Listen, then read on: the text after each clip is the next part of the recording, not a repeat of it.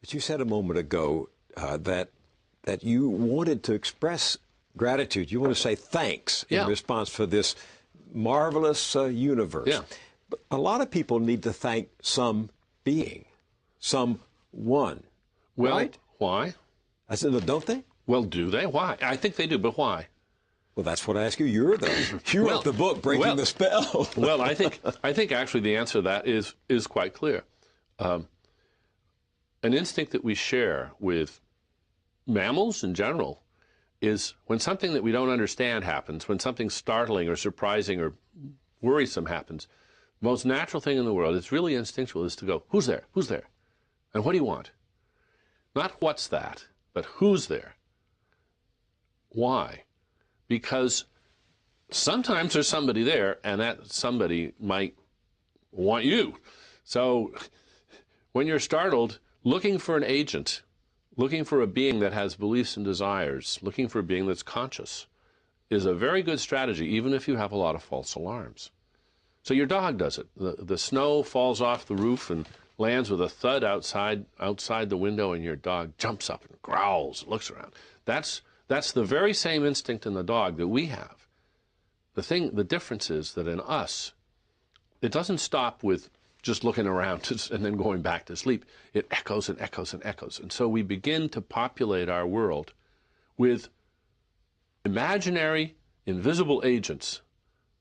Their who is there. And that initial population explosion of, that's not religion, that's just superstition. That's goblins and leprechauns and elves and things like that.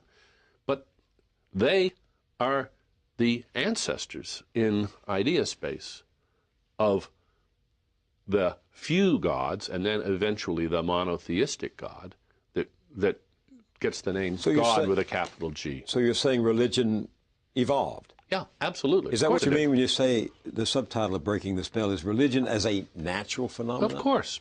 Of course religion evolved. The religion of today is very different from the religion of 2,000 years ago. It's as different or more than the music of today is different from the music of 2,000 years ago. Music is a natural phenomenon. It didn't always exist. It's existed for thousands of years. It's evolved all along. That's cultural evolution. Language is a natural phenomenon. Didn't always exist. It came into existence. It's evolved. It's still evolving. Music, language, religion, it's another natural phenomenon. Didn't always exist. It's, as phenomena go, it's quite a young phenomenon. It's younger than, organized religion is younger than agriculture, which is only about 10,000 years old. Language is older than religion. Music is probably older than religion. So then are you saying that people believe because they've been programmed to believe? Programmed?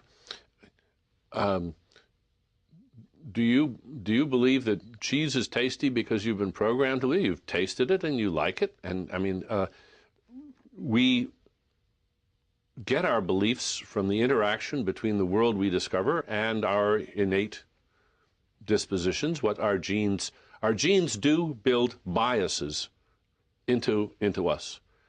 For instance, we have a sweet tooth. We automatically like sweet things better than bitter things. And there's no mystery about why that is.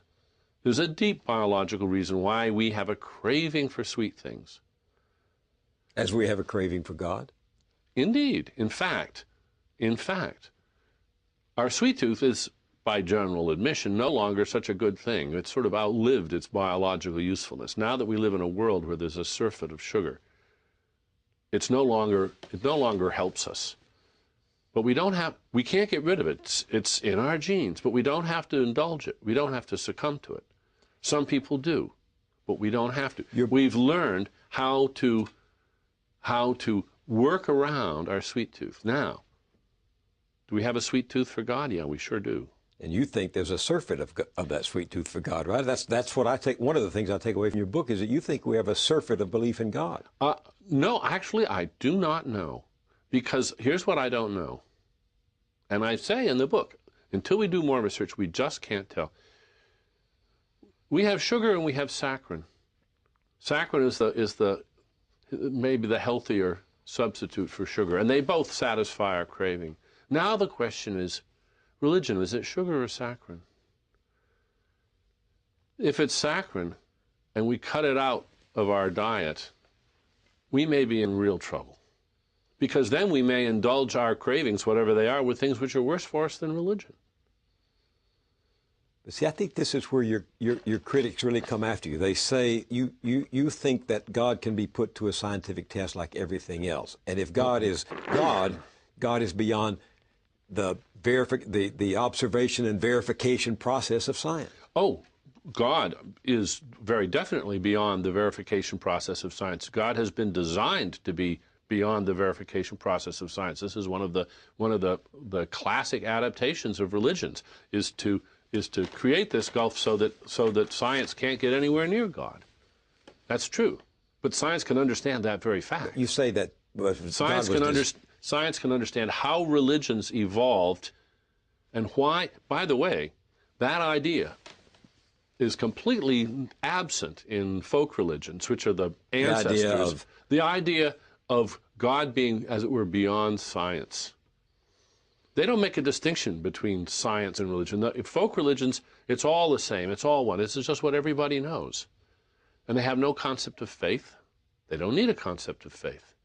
It's only once you start getting this separation between science and other things that people think they know when maybe they don't, that's when the idea of faith looms and becomes a very attractive idea. And indeed it is. It protects the idea of God from disproof.